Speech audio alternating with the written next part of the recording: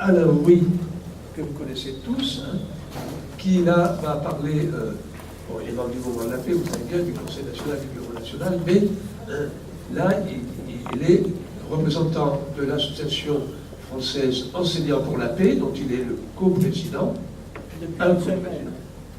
Et d'autre part, il est aussi dans le secrétariat de l'Association internationale des éducateurs à la paix, et dans ce secrétariat, il est la personne désignée pour être le lien avec le Bureau international de la paix. Voilà.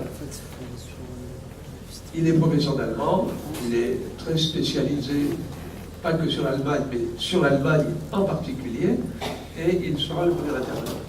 Ensuite, il y aura Francis Gürtz, que vous connaissez pour certains, je pense, donc qui a été, qui est député honoraire, député européen honoraire. Il a présidé le groupe de la gauche unitaire européenne, gauche verte nordique, puisque c'est GUE-GNR, et en particulier donc de 1979 à 2009. Il est au Parlement européen.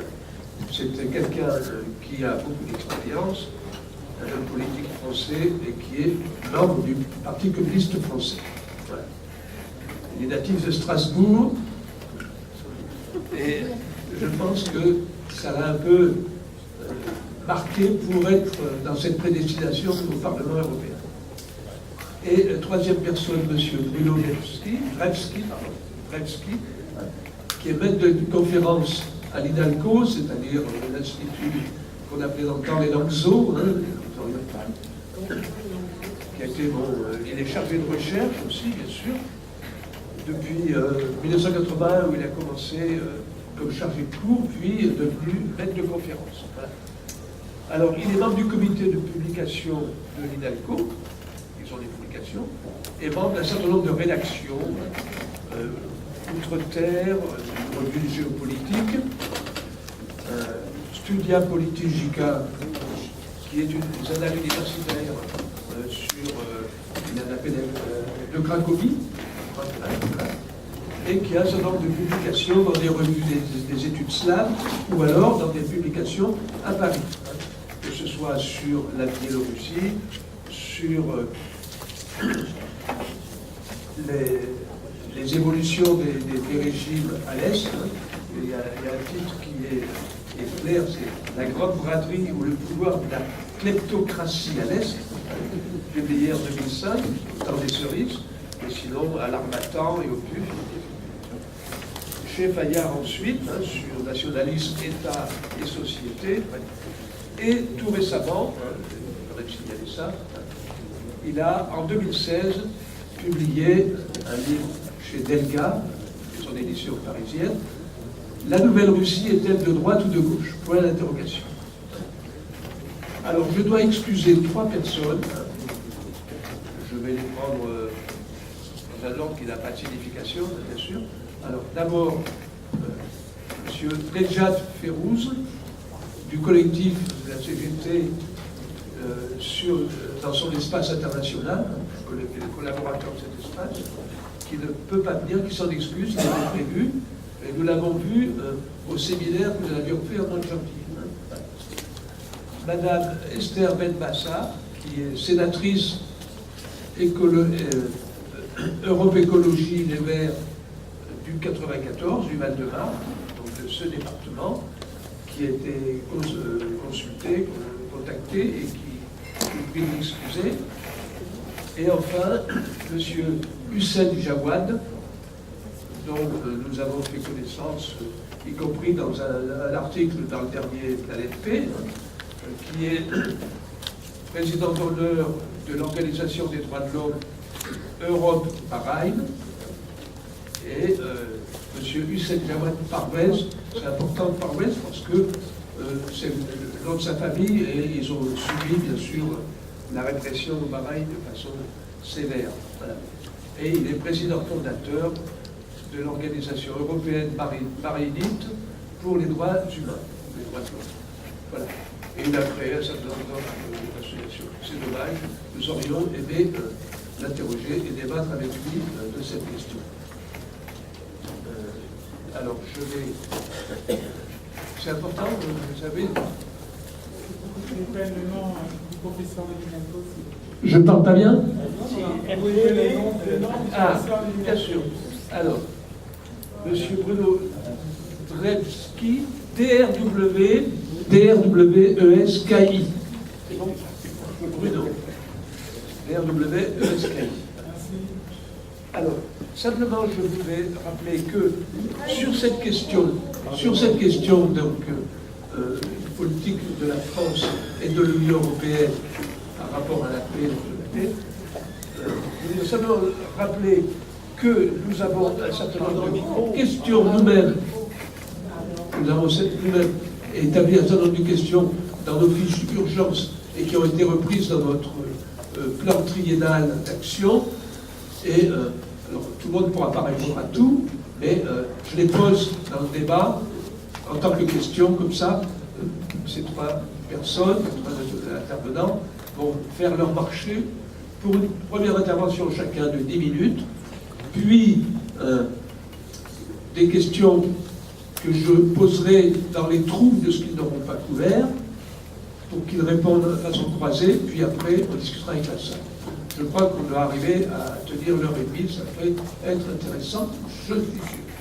Alors, je rappelle simplement que ces points sur lesquels nous avons depuis longtemps, et des réponses, mais ça, je ne vais pas les donner, et des interrogations, hein, c'est donc quelle politique de la France et de l'Europe en faveur des solutions de paix dans les conflits, pour une paix juste et durable au Moyen-Orient, Moyen et Proche-Orient, hein, pour la réduction des dépenses militaires et l'interdiction du commerce des armes, la reconversion des industries d'armement, ça c'est parce qu'il y avait un orateur de la CGT qui était... pour une ONU démocratique, plus efficace dans son rôle et la défense de son rôle, par rapport en particulier à l'OTAN, pour le désarmement, y compris nucléaire, la solidarité entre les peuples, le respect du droit international, pour la promotion de tous les droits humains, la lutte contre les discriminations et les exclusions, et pour finir, donc, pour une autre mondialisation respectueuse des êtres humains, de la biodiversité et de la planète, que ce soit terre, mer, air, en particulier le climat, les océans et l'eau, pour être exemplaire en matière d'immigration, de droit d'asile et d'accueil des réfugiés, et enfin, mais ce n'est pas le moindre des choses dans l'actualité, pour la justice sociale, la participation démocratique, les services publics et la protection sociale. Voilà les interrogations que nous nous étions posées, nous avons des fiches d'urgence, etc. Mais nous serions heureux d'entendre sur ces questions, et peut-être pas toutes pour chacun, bien sûr, vous voyez, ce qui nous semble le plus actuel, le plus urgent et le plus intéressant pour vous de répondre. Alors nous allons commencer par Alain Rouy. Alain, tu as la parole. Alors, pour introduire un peu ce débat, je choisirai 3 angles d'approche qui couvrent un large champ des questions que Raoul vient de poser. Premier angle, c'est l'angle militaire, quand on parle de paix. La première chose qui me frappe en Europe, c'est que l'idée de recourir à la force des armes n'est plus maintenant illégitime. Au contraire, quand il y a un conflit qui se prépare en Afrique ou qui commence en Afrique, le premier réflexe, c'est de faire une intervention militaire. Alors la France est évidemment en première ligne dans cette politique d'intervention. Alors d'où ça vient tout ça? Ça vient déjà d'une première chose, c'est que on a raté l'occasion en Europe de profiter de la fin de la guerre froide, du tournant des années 80-90, et pour construire un nouveau système de sécurité collective. Au contraire, on a fait dans l'Union européenne de l'OTAN le pilier de la sécurité pour l'Europe. C'était pas fatal. D'ailleurs, Gorbatchev, quand il est venu célébrer les 25 ans de la réunification en Allemagne, il y a peu de temps, il y a 2 ans, il est très fêté en Allemagne, il est très populaire, Gorbatchev, il passe pour celui qui a permis la réunification. Eh bien, il a fait la gueule. Il n'a pas dit, il n'a pas entonné le même air que la chancelière Merkel. Il a dit non, j'estime qu'on a trahi les promesses qu'on avait faites. Et les promesses, c'était qu'on ne profiterait pas de la réunification et de la dissolution du pacte de Varsovie pour que les troupes de l'OTAN aillent jusqu'aux frontières de la Russie. Au contraire, on lui avait promis qu'on mettrait sur pied un système de sécurité collective dans l'esprit de la charte d'Helsinki 1975, qui avait donné elle-même la CSCE, puis l'OSCE, qui est née d'ailleurs à ce moment-là, à Paris, l'Organisation pour la sécurité et la coopération en Europe, qui devait donc bâtir sur la base de la confiance mutuelle un nouveau système de sécurité, de partenariat en Europe. Ce n'est pas du tout ce qui s'est passé, comme vous le savez. Au contraire, l'OTAN, qui était censée être une alliance défensive au départ, de 1949 jusqu'à la dissolution du pacte de Varsovie, elle s'est transformée en un instrument offensif qui intervient partout dans le monde, en Afghanistan, et puis après partout dans le monde. Un instrument offensif qui est au service de l'hégémonie américaine. C'est à cette organisation que l'Europe confie finalement sa sécurité. Mais on voit bien que qu'est-ce qui s'est passé? Il s'est passé donc l'adhésion massive des pays de l'Est à l'OTAN. Il s'est passé les promesses un peu inconsidérées faites à la Géorgie, à l'Ukraine, qu'elle pourrait adhérer à l'OTAN. Il s'est passé le développement d'un système antimissile aux frontières de la Russie, dans les pays de l'Est. Alors, c'était pas dirigé contre la Russie, c'était, paraît-il, dirigé éventuellement contre l'Iran, contre le terrorisme, on ne sait pas bien à quoi ça sert, mais enfin bon, c'était dans la justification, c'était la lutte mondiale contre le terrorisme. Mais évidemment, les Russes ne l'ont pas entendu comme ça. Ils n'ont pas été traités en partenaires, alors que l'OTAN avait, dans un premier temps, offert un partenariat à la Russie, le partenariat OTAN-Russie, du temps d'Yeltsin. Bon, ben, la Russie ne se sent pas partenaire, elle se sent désignée comme ennemie. Et alors, particulièrement ces derniers temps, puisque là, aujourd'hui, je crois, ou demain, démarrent des manœuvres à 150 km de la frontière russe. Il y aura 10 000 soldats de 13 pays, dont la Bundeswehr. Et ça fait suite, alors c'est un mois avant le sommet de l'OTAN, à Varsovie, aussi, c'est très délicat. Et ça fait suite aux manœuvres Anaconda de l'armée polonaise, qui elle était avec 30 000 hommes, là, ça vient de finir. 30 000 hommes qui simulent une guerre russo-polonaise, parce que les Polonais, c'est carrément, là, ils le disent carrément, une guerre russo-polonaise. Voilà. Ce qui fait qu'on parle presque partout de nouvelles guerres froides, enfin presque partout, et surtout en Allemagne.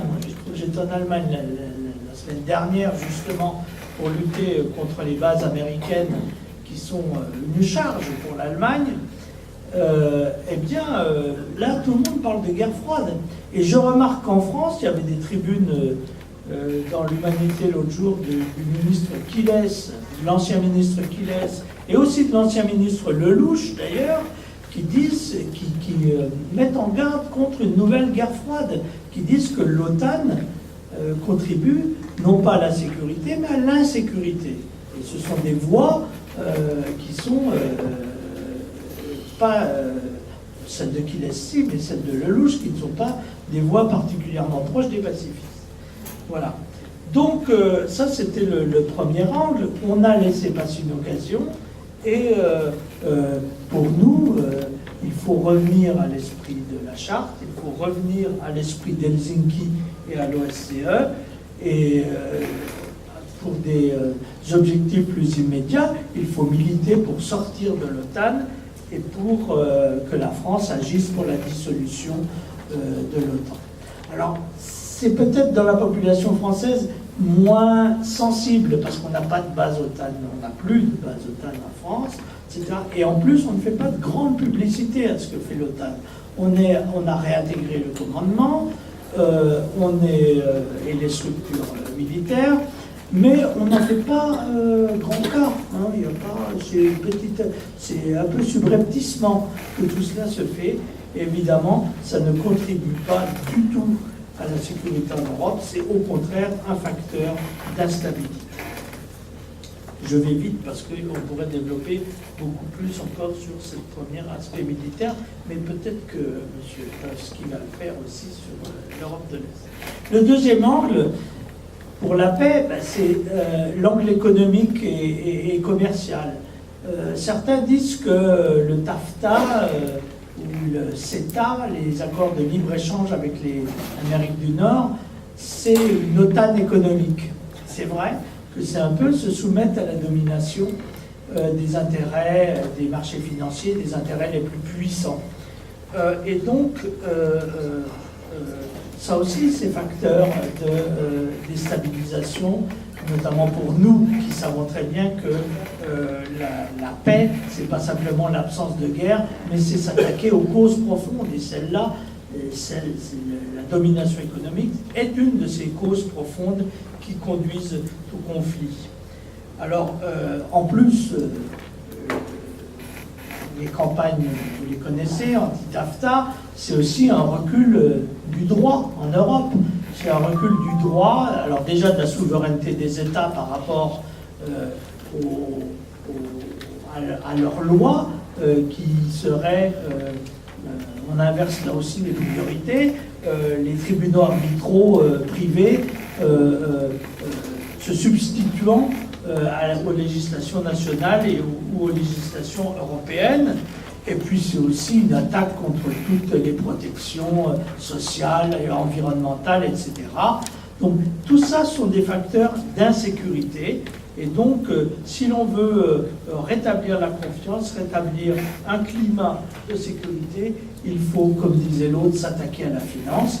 Il faut en tout cas réguler et non pas déréguler toutes ces affaires commerciales. Et puis en plus, quand on voit l'opacité dans laquelle se déroulent ces négociations, ça n'a rien à envier au secret militaire. Hein. La manière dont sont négociés ces traités, comment je dirais même, au détriment des droits des parlementaires, au détriment des États. Troisième aspect, peut-être aussi pour assurer la sécurité, c'est qu'on voit qu'en ce moment, il y a un recul général du droit en Europe. Le droit constitutionnel, remis en cause en Pologne, remis en cause en Hongrie, on trouve que les juges n'ont pas à avoir tant de pouvoir. Et puis même en France, avec un état d'exception qui se prolonge, ou alors que l'on va prolonger par des lois qui ne seront plus d'exception, mais qui reprennent comme par hasard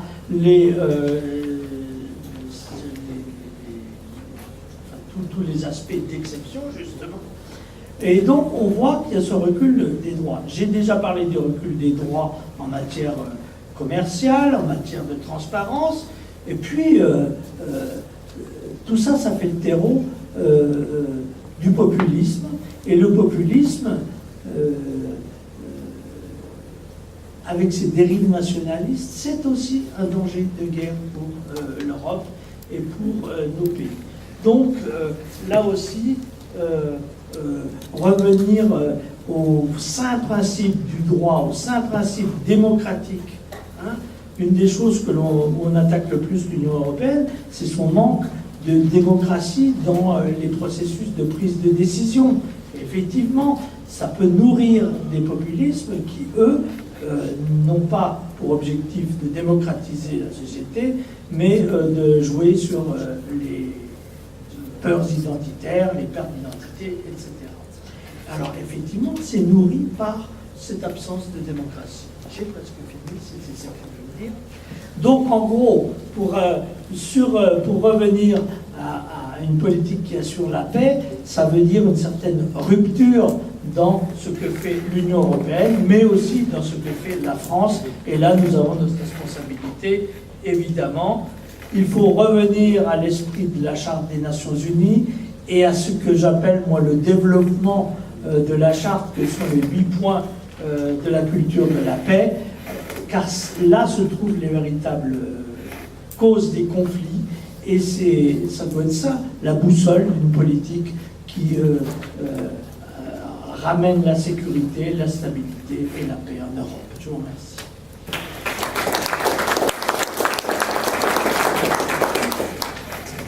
Bien, merci Alain. Nous avons bien noté cette structuration entre 3 éclairages, militaire, économique, commercial, et puis les problèmes des droits, des principes et de la charte ONU et de la culture de paix. Alors, Monsieur Francis Wurtz, la parole est à vous pour 10 minutes. Merci, bonjour, et merci au Mouvement de la Paix de m'avoir invité. Il m'est arrivé plusieurs fois de participer à des initiatives locales du Mouvement de la Paix, mais jamais au Conseil national, donc je suis très content de cette première. Je vais intervenir un peu sur le premier des 3 sujets de mon ami Alain, c'est-à-dire la politique européenne en matière de sécurité du continent, parce que je crois qu'il est aujourd'hui absolument vital de donner à nos concitoyens des repères pour leur permettre de s'orienter dans le contexte particulièrement pervers actuellement et dangereux. Et ces repères, à mon avis, consistent en 2 ou 3 choses. La première, offrir une grille de lecture de tout ce qui s'est des grands événements qui se sont passés en Europe depuis la fin de l'Union soviétique, alternative, une vision alternative à la doxa occidentale, parce que si ces idées de la doxa occidentale, cette vision, cette lecture, imprègnent les esprits, ils risquent d'être réceptifs à un discours belliciste qui est actuellement à l'œuvre.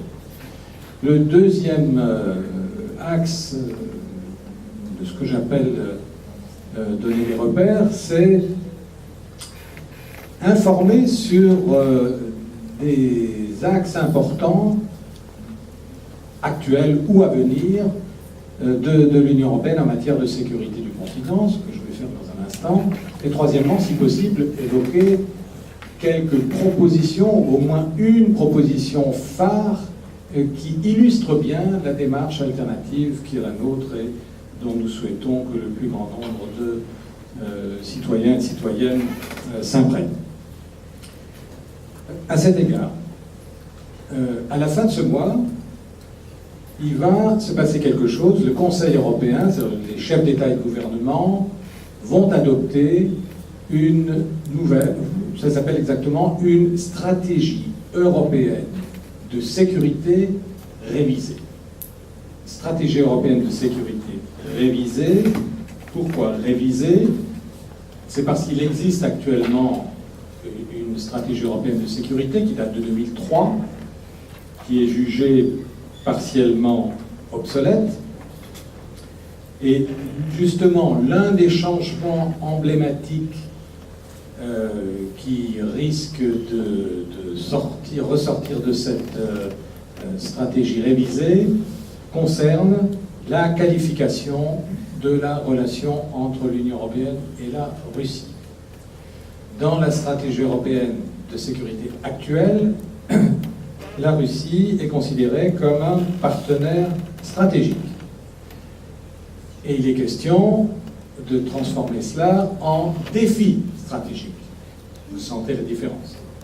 D'un atout, la Russie deviendrait un danger, une menace, avec toutes les conséquences, parce que dans cette stratégie européenne de sécurité, il y a toute une série, ensuite, on décline toute une série de conséquences. C'est donc une sorte de rupture conceptuelle qui traduit, à mes yeux, le passage d'une étape de la relation Union européenne-Russie à une autre étape. Je pense qu'il y a eu, depuis la fin de l'Union soviétique, 2 étapes que je vais rapidement résumer, et nous entrons dans la 3e.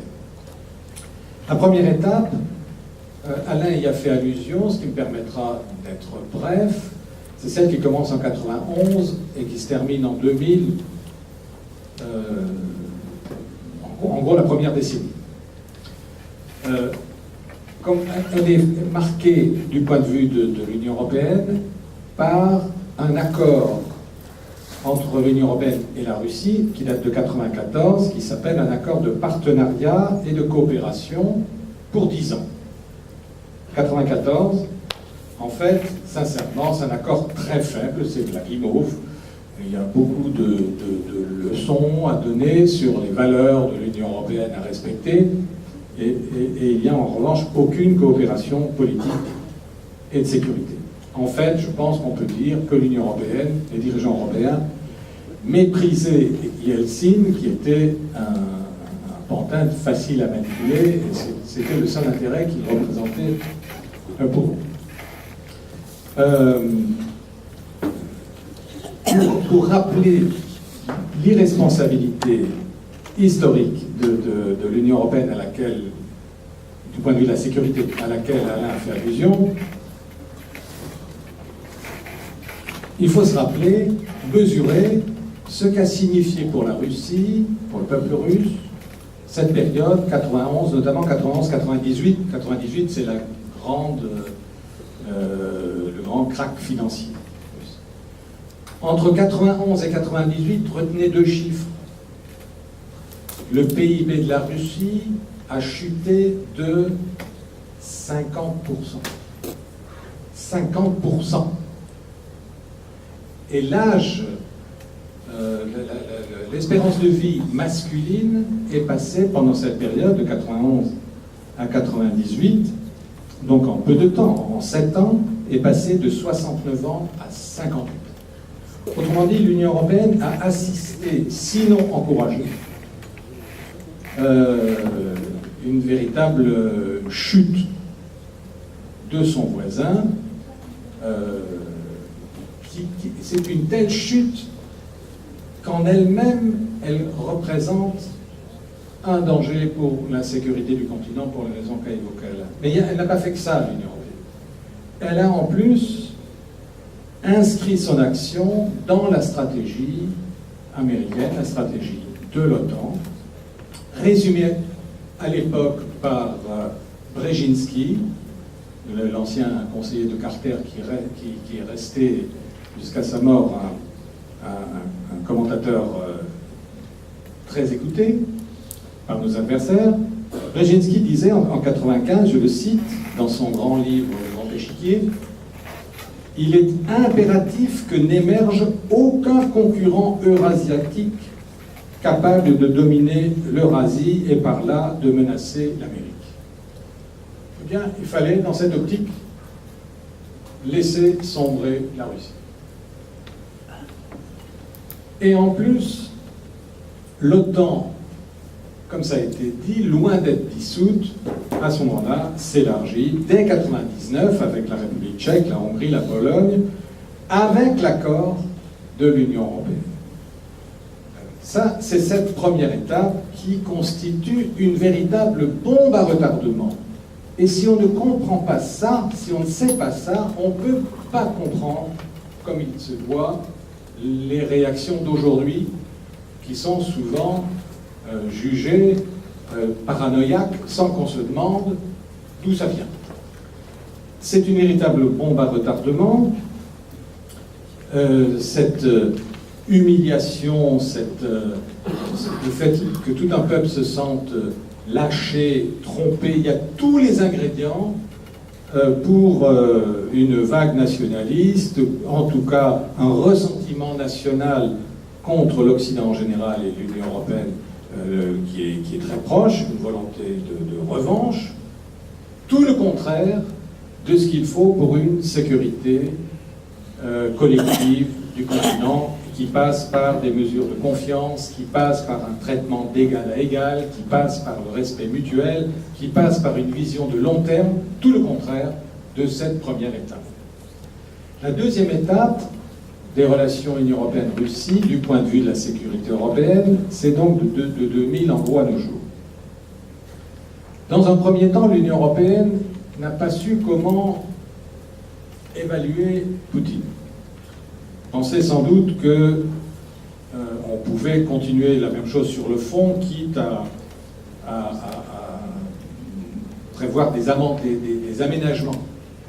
Alors il y a eu effectivement un nouvel accord en 2003, et c'est là qu'est intervenue l'expression de partenariat stratégique.